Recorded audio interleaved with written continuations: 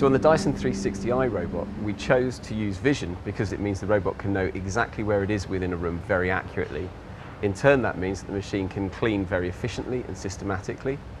So when we were developing the camera systems, it was very clear that there wasn't an existing system we could just use.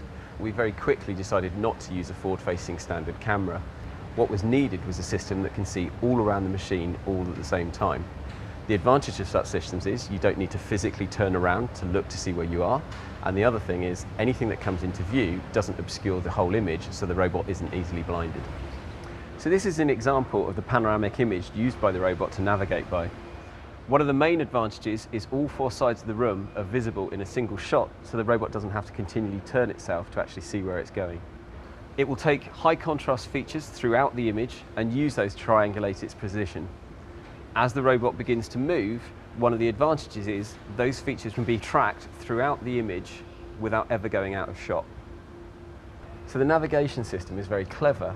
Whilst it's actually using a map to localize itself, it also has to create that map. At the same time, infrared sensors detect where objects are and place those on the map so that the machine can avoid objects and systematically plan its way around the room to ensure methodical cleaning. So the cleaning pattern is very simple. The robot only ever wants to travel within one robot's width of where it's been before. What that means is, as the robot moves around, when it gets to a location such as this, it doesn't go forward, it now needs to turn to maintain that. Eventually, the robot expands into a square spiral pattern. At no point in that clean has the robot ever been more than a robot's width away from where it was before. This means the robot is gradually and systematically cleaning the room without having to cover back over locations it's been before, which is wasting time. Of course, in real homes, there are obstacles. What would happen in this situation is the machine carries on its spiral pattern.